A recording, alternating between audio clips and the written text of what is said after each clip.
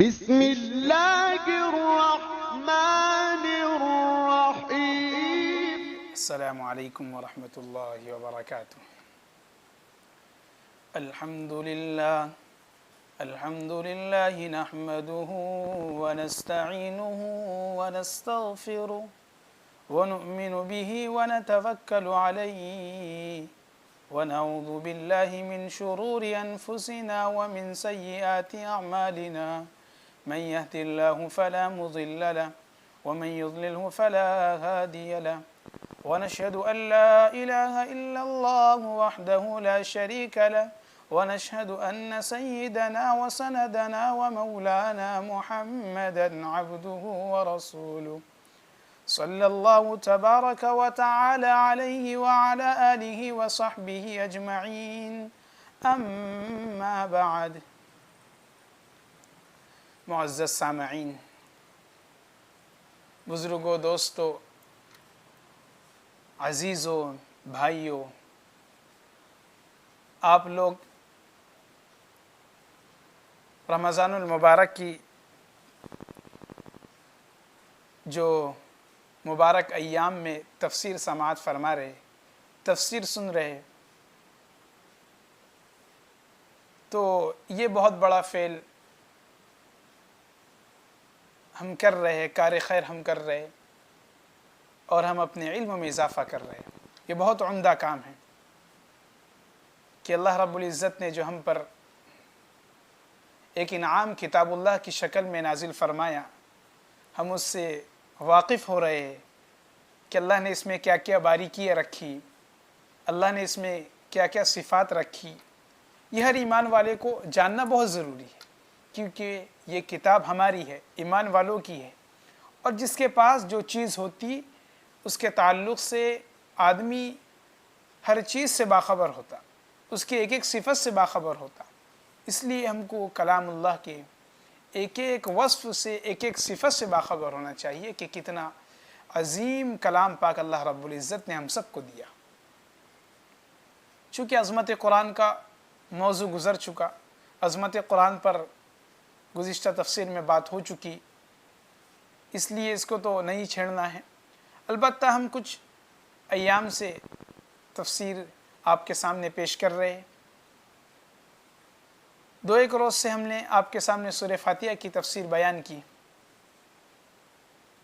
کہ سورہ فاتحہ ہمارے لیے کتنا بڑا انعام ہے، اللہ نے اس کو اس امت کے لیے کتنا بڑا انعام بنا کر کے دیا کہ اللہ نے اس کو جب تقسیم فرمایا تو تقسیم کے وقت یوں ارشاد فرمایا کہ یہ میرے اور میرے بندے کے درمیان آدھا آدھا ہے۔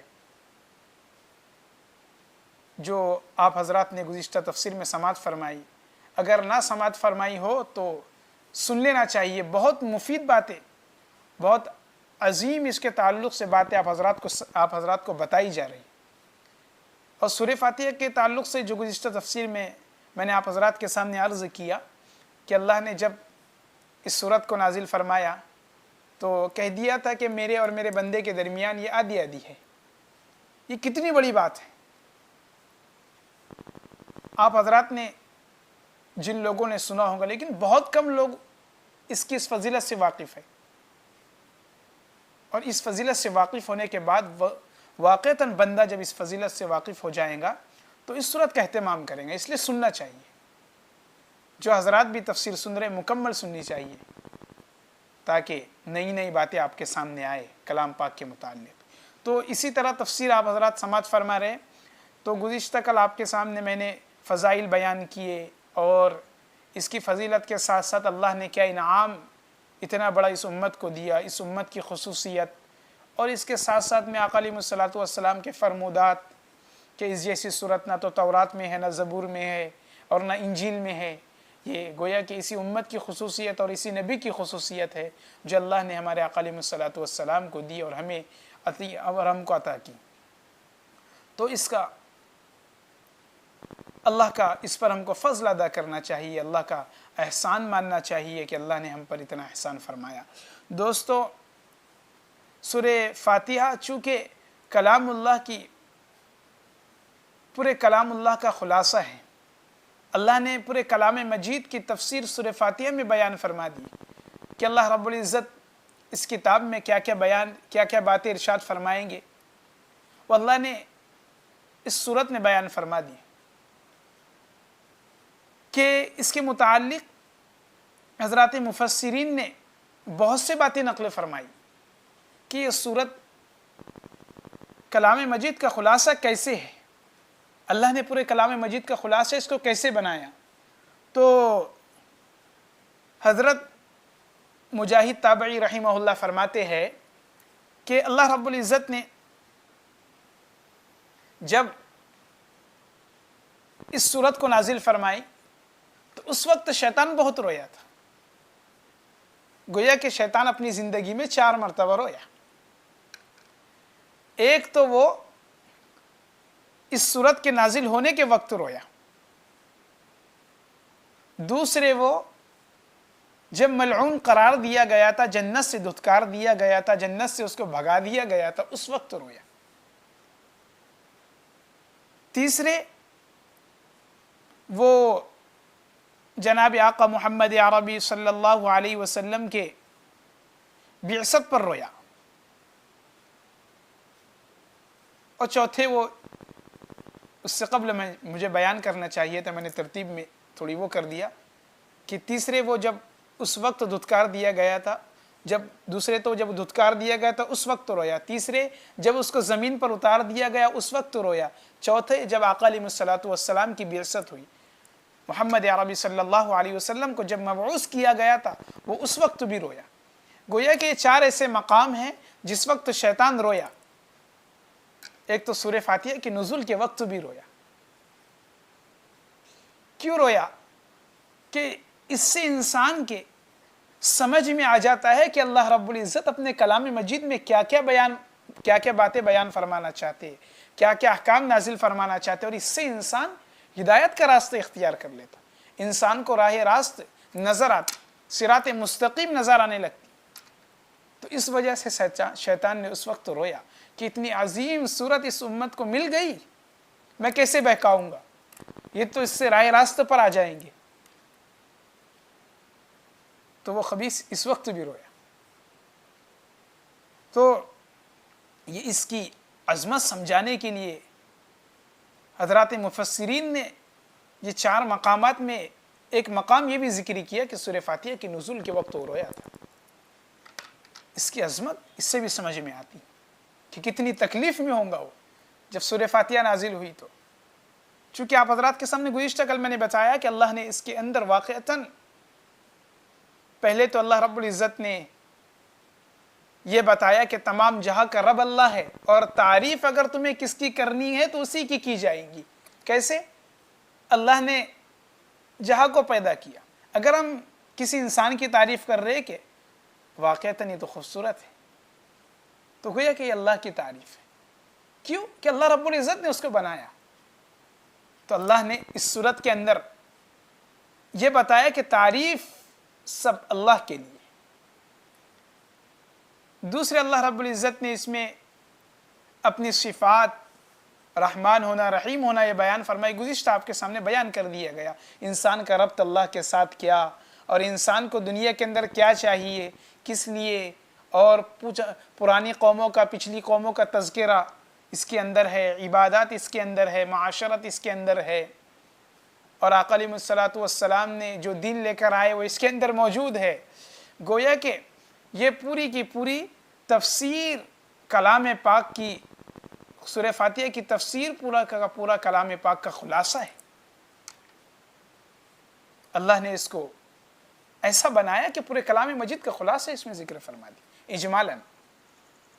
تو اس کے نزول کے وقت جب حضرت جبریل علیہ الصلوۃ والسلام اللہ کے نبی علیہ الصلوۃ والسلام کے پاس بیٹھے ہوئے تھے، تشریف فرمائے ہوئے تھے، تو حضرت جبریل نے آسمان کی طرف ایک آواز سنی، تو آسمان کی طرف نگاہ اٹھائی اور حضرت نبی اکرم صلی اللہ علیہ وسلم سے ارشاد فرمایا کہ یہ جو آسمان کی طرف سے آواز آئی، یہ آسمان کا ایک دروازہ کھولا گیا جو اس سے پہلے کبھی نہیں کھلا، یہ صرف آج کھولا گیا سورہ فاتحہ کی نزول کے وقت۔ اور دیکھا کہ ایک فرشتہ آقا علیہ الصلوۃ والسلام کے پاس آپ علیہ الصلوۃ والسلام کی خدمت میں تشریف لائے، تو حضرت جبریل علیہ الصلوۃ والسلام نے ارشاد فرمایا کہ یہ ایک ایسا فرشتہ ہے جو اس سے پہلے زمین پر کبھی نہیں اترا، پہلی بار اترا، اور وہ فرشتہ آقا علیہ الصلوۃ والسلام کی خدمت میں تشریف لاتا ہے اور کہتا ہے السلام علیکم ورحمۃ اللہ وبرکاتہ، اور سلام کے بعد وہ کہتا ہے کہ سن لیجئے اللہ رب العزت نے آپ کو 2 نور عطا کیے، اور وہ فرشتہ عرض کرتا ہے کہ اللہ نے آپ کو 2 نور عطا کیے، اور ایک سورہ فاتحہ اور سورہ بقرہ کی 2 آیتیں، گویا کہ اللہ رب العزت نے یہ 2 دعائیں ایسی نازل فرمائی جو مقبول ہیں، مانگنے والے کو بالکل عطا کر دی جاتی۔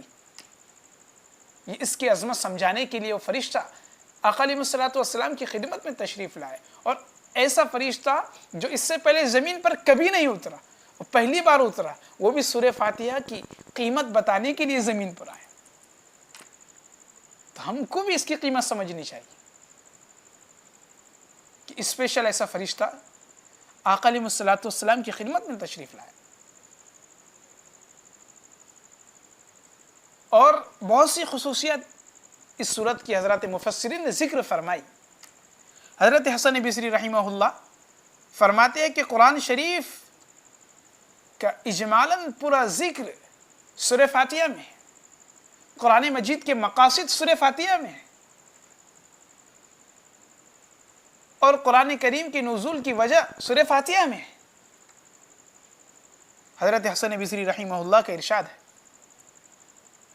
اور وہ بہت سی باریک باتیں بیان کرنا چاہتے، بیان فرمائی، وہ تو یہاں ذکر کی جائے تو بہت وقت لگے گا، بس فضیلت بتانے کے لیے، اس کی تفسیر کے لیے یہی کافی ہے کہ ہم اس کی عظمت کو ان فضائل کے ذریعے سمجھیں، کیسی فضیلت اس کی ہے۔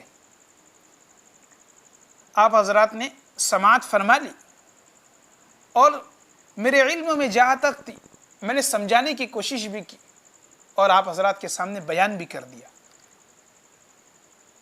بس آخر میں چلتا چلتا میں یہ بیان کر دیتا ہوں کہ سورہ فاتحہ کا خلاصہ کیا ہے۔ سورہ فاتحہ کی تفسیر کا خلاصہ آپ حضرات کے سامنے رکھ دیتا ہوں کہ سورہ فاتحہ دراصل قرآن کریم کا متن اور سرخی ہے۔ علماء نے فرمایا کہ قرآن پاک میں جتنے مضامین ہیں، اللہ نے سب مضامین کی نشاندہی اپنے اس سورہ فاتحہ میں ذکر فرما دی۔ یہ مختصراً اس کا خلاصہ سمجھ لیجیے کہ اللہ نے اس سورت کے اندر کتاب کی نوعیت، کتاب کے اندر ذکر کردہ احکامات اس سورت کے اندر ذکر فرما دیے۔ یہ سورہ فاتحہ کی تفسیر کا خلاصہ ہے۔ آپ حضرات نے سماعت فرما لی۔ اللہ رب العزت مجھے بھی کہیں سنی باتوں سے زیادہ عمل کرنے کی توفیق عطا فرمائے، اور آپ حضرات کو بھی اس پر عمل کرنے کی توفیق عطا فرمائے۔ اور آخر میں یہ کہتا چلتا ہوں کہ آپ حضرات ان تفسیر کو پورا سنا کریں، تاکہ آپ لوگوں کے علم میں بہت سی باتیں آئے۔ آخر میں یہ گزارش ہے کہ اس کو پورا سنا کرے، اس کو آگے بھیجا کرے، اور اس کے متعلق اپنے جو کچھ بھی ہے اپنے ذہن میں باتیں وہ کمنٹس میں بتا دیا کرے، تاکہ ہم بھی اس کی اصلاح کریں اگر ہم سے کچھ غلطی ہو جائے تو۔ اس لیے اللہ تعالیٰ مجھے بھی عمل کرنے کی توفیق عطا فرمائے۔ وآخر دعوانا الحمد للہ رب العالمین۔